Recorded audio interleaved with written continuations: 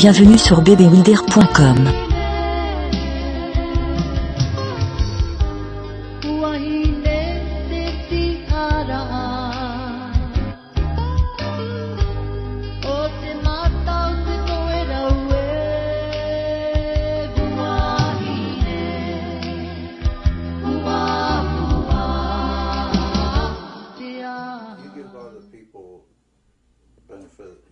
You're real kind to them, that they don't want to, maybe they don't know any better. Let me tell you what happened one day. I went to General and I told him, General, how do you fight stupidity? You know what his answer was? When you find out, let me know. He said, I don't know. Look, there's a lot of stupidity involved, let's face it. Maybe mine was a little stupidity. I kept it quiet so long, but I had an oath with the General that I wasn't going to talk till he died 3 years ago. And also other people involved, and like I told you before, I don't reveal them unless they want to come forward themselves. But we should have done more. We could have done a little more in this. This wasn't even my primary job, because I was involved in budget, I was involved in visiting industry, I was project officer at anti-missile, and I was first one that had to work on arming of helicopters. The first one was I talked to the French. They put one inside the helicopters in the desert, a 20mm cannon. But they warned me, if you hold the trigger down, it'll flip the helicopter. So I had to do a lot of other jobs, and really this wasn't the primary job. Von Neumann, you've heard of John von Neumann? He was working on an artificial intelligence. I had his file, Project Rainbow. I read the file, interesting, artificial intelligence. What did I do with it? I put it back in the file and forgot it. And yet I had the organization and everything to do something, and I didn't. Do you remember Project Blue Book? Sure did. No, yes. Oh, Blue Book, sure. Yeah. I mean, was that just a complete, what was that? I'm going to ask you the same thing. What was it? I don't know. I don't even know why they did it. I started to read it one day. I figured I'm wasting my time. I put it as, this is a nothing. What's the matter? Can't they do better than this? I wouldn't even read the thing. So yeah, this is the thing. That's the answer. Why they do this latest thing? I can't understand that. Can't even comprehend why they do that. Who directed that? It had to be the higher ups in the Air Force. It had to be, and Department of Defense. If you know the organization of you have to know there's a Secretary of the Air Force. There's a Secretary. There's a director. Like Colin, he's head of defense, head of this. But there's superiors like that they call the shots. They say what to release.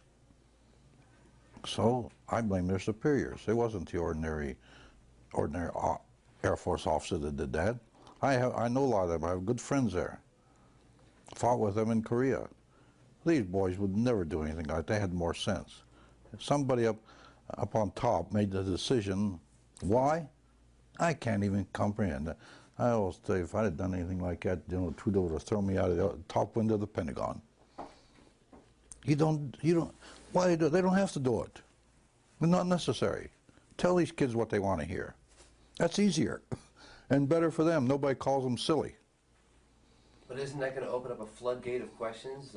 We're not alone. It's going They to don't have impact on religion. Nah. Who you gonna approach to answer? Yeah. Are you mature enough to handle it? Absolutely. I mean, So am I. But no. You boys, young boys. Well, the thing is, if you go to the Pentagon to try to get an answer or try to follow this up, who are you going to go to? And will they see you? And then they hit you in the face like when I challenged CIA one time, when they challenged something that I wrote. So I called their deputy director at the White House. I had a little bit of authority then. Told them, come on over.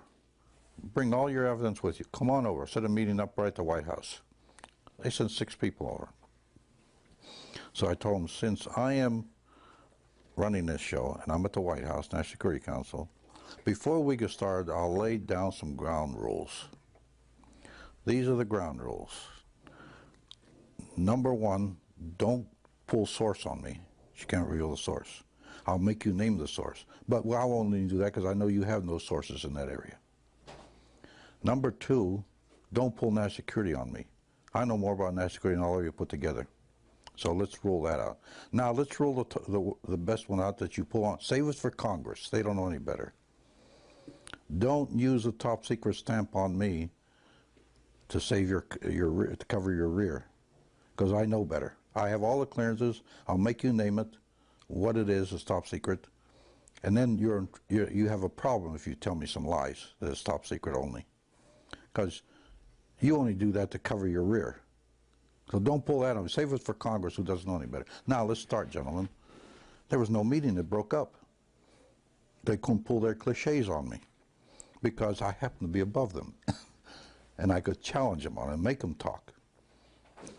Then they called me up and they said, well, it's a joint British-American report that you questioned. Good, bring the limeys with you. They never did show up, none of them. So see, this is what you'd be up against. Who are you going to see? The moment you go see somebody, they say, oh, we can't tell you, it's top secret. What are you going to do? You have to walk out. You have questions? See? Me sure I do, but I want to make an You see, so you see what you're up against. Yeah. You know, who are you going to go to?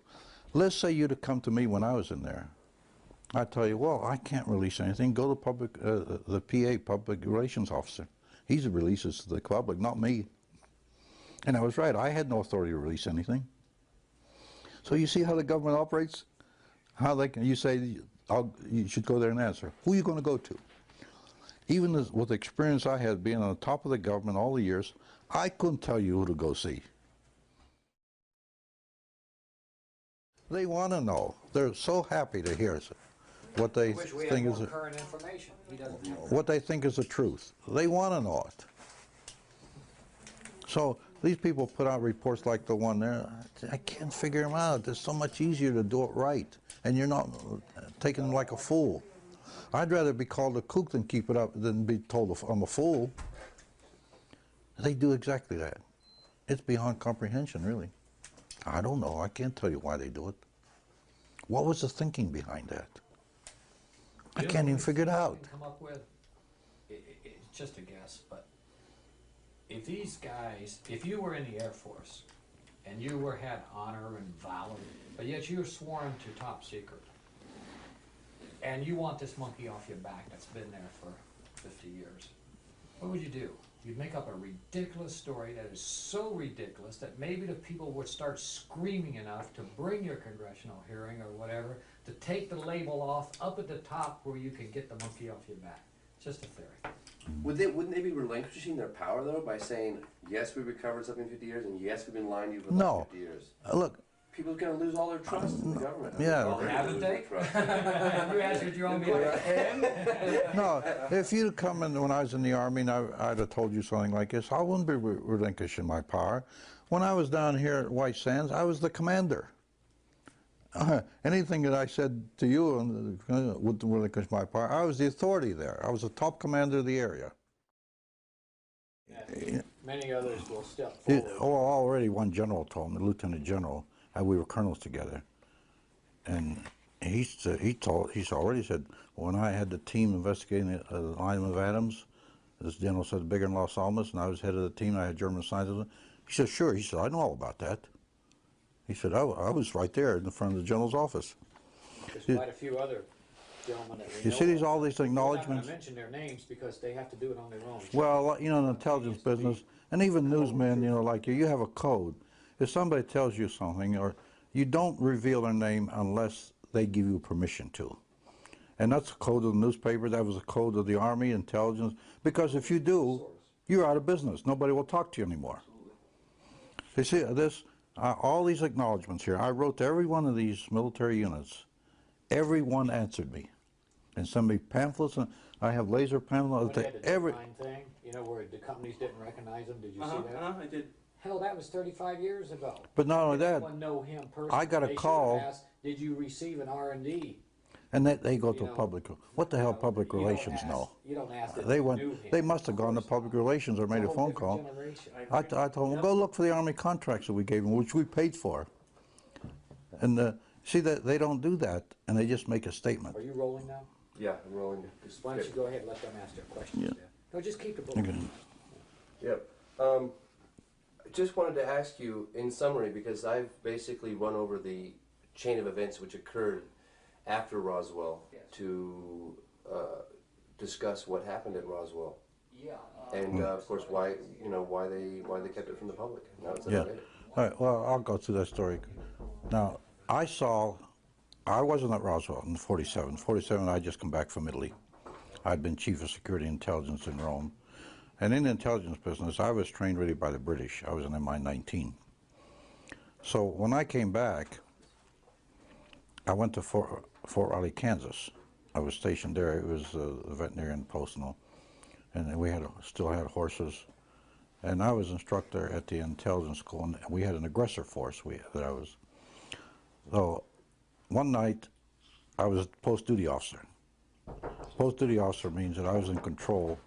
For that night, I was the one that checked all the guards, checked all security areas. In fact, checked the whole post. I was the duty officer that night. And I went to the veterinarian section, and one of a sergeant I knew very well was sergeant of the guard that night. I told him, Sarge, how's everything around here? And he said, fine, sir. I told him, they told me to be careful to watch this area because you have a sense of something sensitive here. He said, you want to see it, sir? I told him, yes, let's go look. And I knew this sergeant, he was a master sergeant. I went back, and there was 5 crates there, like 5 or 6, I think it was 5. I lifted one up, and here's this body there and floating in fluid.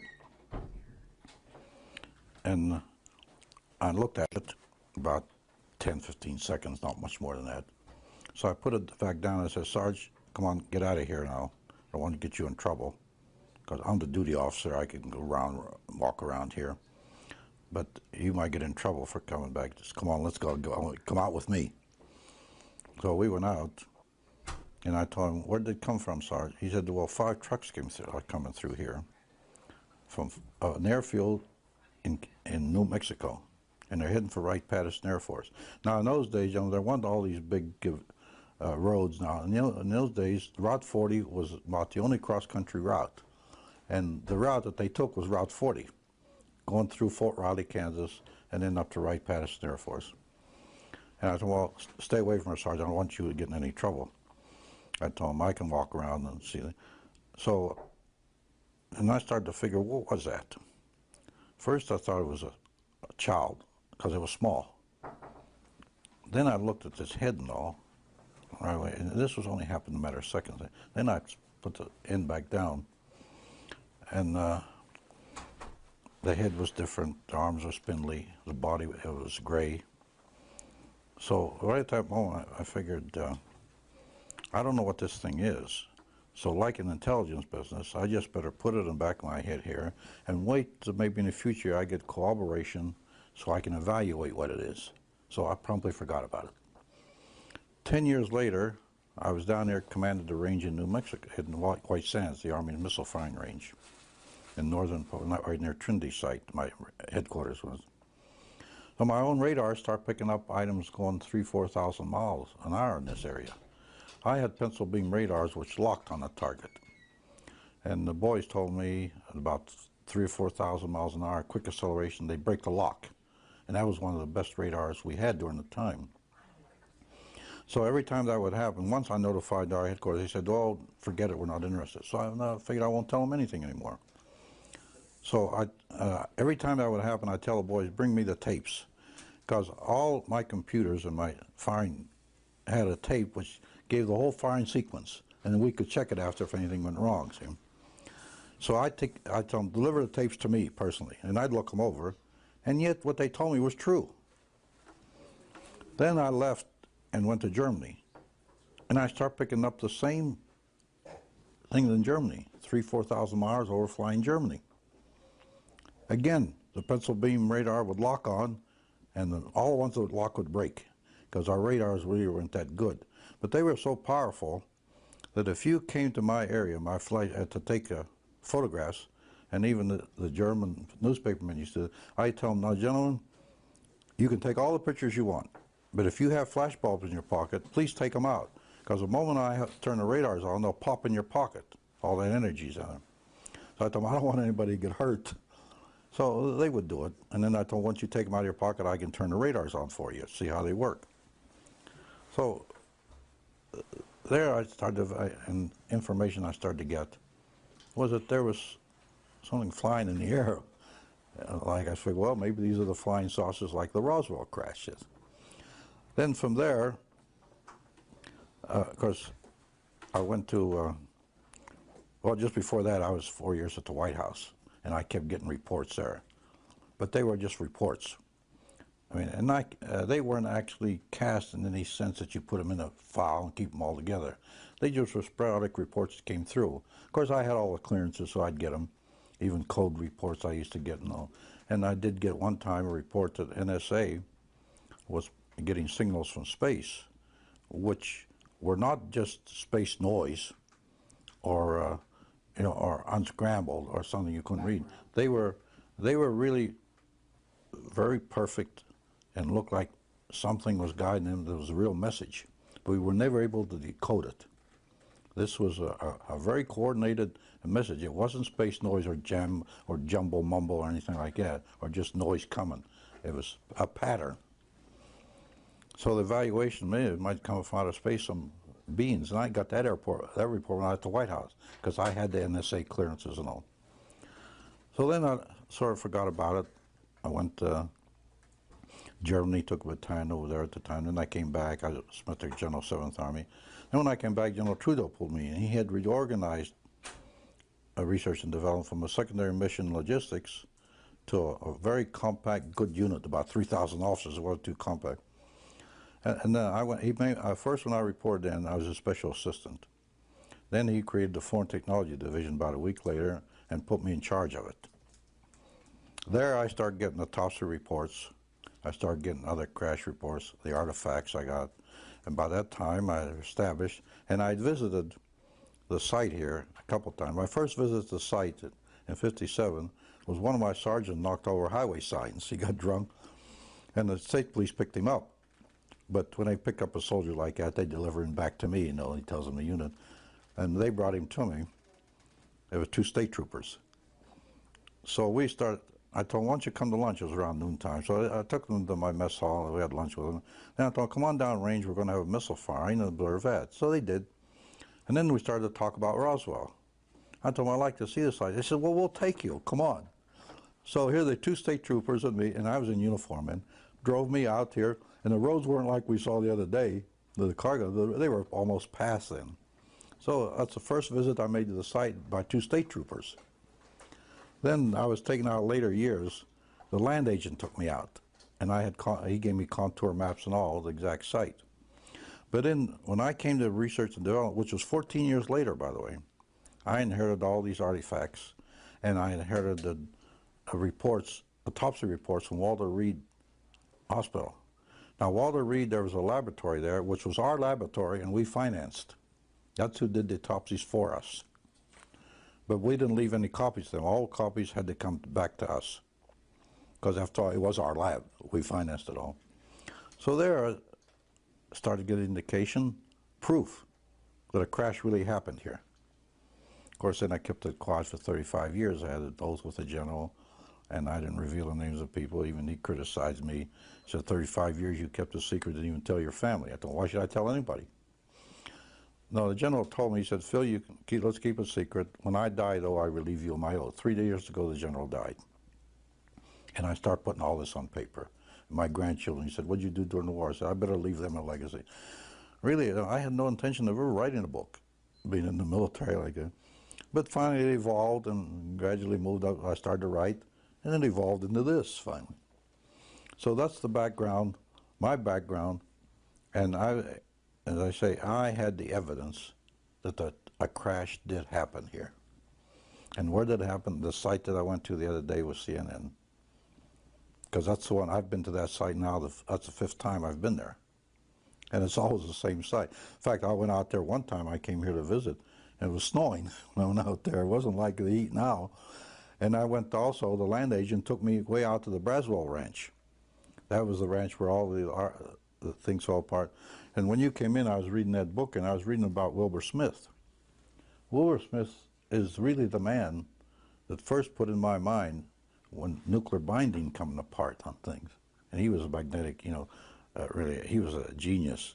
and the Canadian government really treated him bad. You know, and then I was supposed to go to his laboratory visiting because the general told me when it was on. The general told him, Smith, he said, you and the colonel have a lot to talk about. I'll let the colonel come up and visit you at your lab on Mayber on Lake Ontario. Well, I put it off. In 1962, I decided to go up. I called up, and they told me Mr. Smith died of cancer, and I never really got to go to his laboratory. But he gave us a piece of metal that he took from a flying saucer.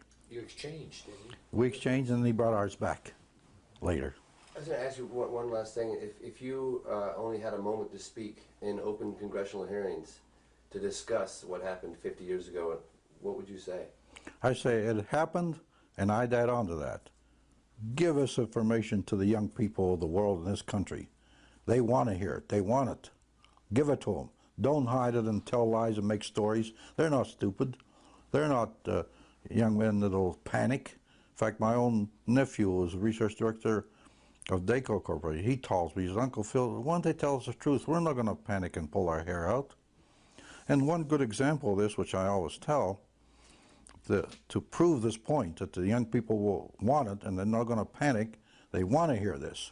And that's one of the reasons I wrote this. Even my own grandchildren now will see it. And I always prove it this way.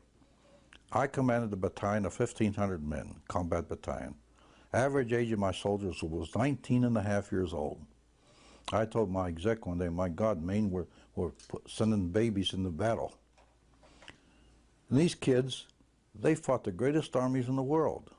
They didn't run, they didn't panic. They stood there and fought. And why do you think they'll panic? They wanted this information. They deserve it. It's their information. It doesn't belong to the Army or the Department of Defense. It's theirs. If it's classified, take the classification off and give it to them. Now here, there's really nothing here classified. After 35 years, there's nothing classified. And what I lived through, in fact, Project Horizon, that's in here, military colony, I declassified that myself under the general's authority. It was secret. I can give it to the public now. I declassified the thing. And in fact, I even gave a copy of that to Senator Glenn. I even gave a copy to Senator Thurman. This is only 50 pages in here. It's really 310 pages long. And if this is under national security, well, how long does national security last? It's been 50 years. Come on now. You know, there has to be a time limit on national security. But even who's in control of it now? I mean, who's covering it up now? I mean, there's already one organization. Look, I always say this. Now, here's what I say. The government is so big and so vast that if you leave it alone, it'll cover itself up. When I testified in front of missing prisoners of war in front of Congress, the Senate, and later, not too long ago, in front of the House. And they asked me a question like this, and I told them, look, you know, it amazes me when a Scowcroft, a General Scowcroft, and a Kissinger can come up here in front of you, gentlemen, and say there's no information there. I sent it myself from Tokyo over teleconference over a 2-year period. How can I say that? And all the families were sitting there, and they wanted to hear this, see. Later on, we searched for it, we found it. It had fallen through the cracks. The politicians didn't care. They want their own little bailiwick, their own little ego, and do their own little job and get in the newspapers. If a prisoner of war missing from families, they don't care. And I brought this out when I testified. And the cover-up happens like that sometimes with nobody doing anything. It'll cover itself up and fall through the cracks, as I put it. There might be CIA agents with directives that were 50 years old that are doing it out of habit now. They might be retired and still doing it out of habit. And we never trusted CIA because in my day, Stalin gave orders to get to this information that came out of Roswell to some of his top scientists and agents. That order went out. And we knew that in the special intelligence that I was in the Pentagon, which was very closely held. KGB trying to penetrate that, but they never did. And we knew that Stalin, they send agents out all over this area here to try to get information on Roswell. And yet we stood back like fools and said it didn't exist, it was a weather balloon. They didn't think it was a weather balloon because they had indication that this has happened. Well, you remember, you see a picture in here when It's myself, General Trudeau O'Connor, and Mr. Fadai. Fadai was a good friend of mine, Library of Congress, spoke fluent Russian. He was going to Russia. This man here. So I gave him a list of questions. Ask your KGB general friend these questions. So he took them, and he came back, and he was laughing. He said, I gave the questions to the general, and he looked at me. He said, I know what you want. And it says it right here. He says, are you trying to get me killed? By the way, that was only 2 years. Yeah, this was only 2 years ago. Are you trying to get me killed? And he died, unfortunately. I called his wife one day. She's the voice of America, speaks fluent. I thought, Tina, in Victor's memory, if I go to Moscow, will you go with me as my interpreter? She said, yes, because of Victor, I'll go with you. Because he was going to be my interpreter, see. Other countries take this very serious, and I think the United States needs to take a little bit more of a serious stand. Well, I got a girl here from Italy. She was fascinated. She heard things that she never, she's going to take them back with her, insisted I come over there. See, I was just during World War II, I was Chief of Security and Intelligence of the Rome Area Command. And they know me pretty well. The countries in Europe are taking this very serious. They're not like us here. They're not going to put out stories that there were dummies came out of the air or people with big heads. Those people are a little more serious about this than we are. But around here, I'm even surprised to see the reaction from these people. Because somebody like me has never been out like this, you know, and after being in the military, you don't go out and give interviews and write books and things like that. Because when we gave the information out, we gave it out and insisted they take the patents. But also we put a little bit of a requirement on there. Requirement, feed it back to us for the competitive edge of the Army. Take the patents, make all the money you want, but give it to the American people and give it to the world. The Japanese, they interviewed me, and I told them when we put the integrated circuit out, we also gave it to you. And just the last thing, and then I'm out of here. Are you prepared to get up in front of Congress, open congressional hearings, and testify? I've testified in front of 6 congressional committees. If they want me to, providing it's serious, and they're not going to put it in the archives and just put it away. And when I went to Robert Kennedy, this is a provision I put on, I would testify if I went 4 years to the White House, that something is done with it, not just Congress sitting up there for publicity purpose. I'll go any time they want to. There's no hitch on me. And I'll tell them anything they want, providing they're serious. I won't go up there to help a senator or congressman get elected. I won't testify. In fact, to tell you what happened in the years before, I testified in 1962 on my 4 years at the White House. And show you how they send a man out my home to see me. I lived in Arlington, Virginia. I told him, no, I won't testify. Why? Because I testify. I take all the risks, and you print a document and put it in the file and just stays up there. Nothing doing. So about a week later, the council calls me, and I was still in uniform. I told him, I'm coming up on Capitol Hill. I stopped in his office, sat down. He's a big, gruff man. And he said, I want you to. I told him, no, I told your assistant, no. He said, Colonel, I'll subpoena you. So I looked down, and he was a big, gruff man. I told him, go ahead, subpoena me. Get 100 subpoenas, but you're not going to make me talk if I don't want to. And he started to laugh. And I figured, what's the matter? Laughing? He said, they told me you'd say that. Tante volte ormai che lo so già,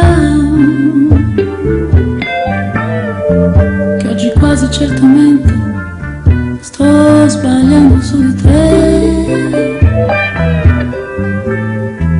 Ma una volta in più che cosa può cambiare nella vita mia?